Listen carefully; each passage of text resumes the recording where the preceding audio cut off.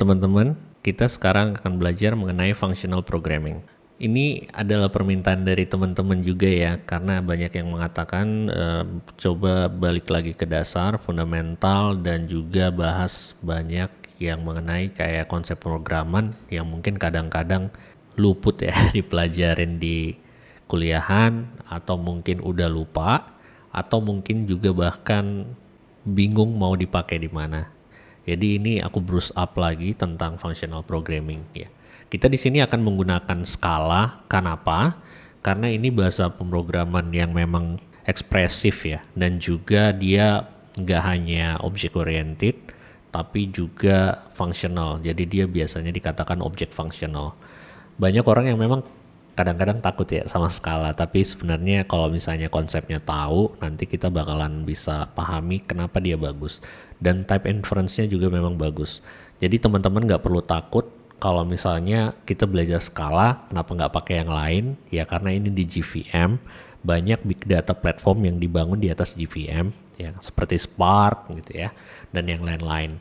Jadi kalian bisa pakai knowledge-nya itu nanti untuk membangun on top of Spark atau big data platform yang lain. Konsep pemrogramannya itu fungsional ya. Kalau misalnya teman-teman pernah belajar mengenai pemrograman fungsional, kami dulu menggunakan diktat ini dari Bu Inga ya, guru kita bersama informatics. Nah, di sini dia akan menjelaskan apa aja yang namanya paradigma pemrograman itu ya. Dari sini dia akan jelasin dari ekspresi ya. Ekspresi, conditional, simple ya. Tipe data bentukan atau composite atau user defined type ya. Dan juga ada objek, ada tabel, recursive list, sampai nanti lambda expression, dan juga yang terakhir pattern matching. Itu semuanya akan kita pakai. Dan teman-teman juga kalau misalnya mau belajar seperti kayak Rust, Python, itu juga semua ada unsur fungsionalnya. Jadi teman-teman nanti akan berkenalan namanya, oh everything is expression, function is also a value, yang kayak gitu-gitu. Nanti teman-teman nggak bingung lagi. Oke, sekarang kita coba setup aja. Karena ini Java, kita langsung pakai ini aja ya, SDK main. Ini aku udah bikin Visual Studio Code di sebelahnya. Ya, jadi kita bisa langsung tinggal install aja. Kita buka terminalnya. Saya perbesar dulu supaya teman-teman bisa lihat juga ya. Ini kita tinggal copy aja. Ini masih clean, belum ada Java-nya. Kita install. Kalau misalnya ada beberapa dependensi yang belum diinstal, kita install saja. Ini ada di Ubuntu, jadi apt install zip unzip aja ya. Oke, setelah terinstall, kita jalankan lagi yang tadi.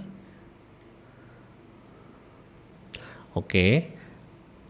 Kalau misalnya teman-teman pengen langsung kerja di shell yang ada di depan teman-teman, bisa langsung di source aja supaya nanti bisa kelihatan SDK-nya. Ya, ini dia udah terinstall. Sebenarnya guna SDK main ini adalah untuk menginstal Java platform ya. Misalnya kayak gini, kalian bisa install JDK tipe berapa aja ya, ini udah banyak. Dan juga ada SDK seperti yang lain lah, misalnya kayak contohnya Kotlin, itu kan programming language, ada Spring Boot juga, ada Spark, jadi kalian bisa gampang. Nah, sekarang kita mau install Java dulu kan ya, karena Scala itu adalah JVM language, berarti kita butuh Java dulu ya. Jadi kalian bisa pilih SDK list Java. Sekarang aku akan pakai Amazon Corretto aja, karena EC2-nya ini ada di AWS, jadi biasanya performance-nya lebih bagus dengan Corretto. Tapi terserah sih, kalau teman-teman mau pilih yang lain kayak GraalVM atau yang lain-lain, terserah, nggak masalah. Jadi kalian tinggal cari code-nya aja. Ya, tinggal masukin versionnya aja, tadi kita udah copy. Ini sudah terinstall dan coba cek. Ya, simple ya.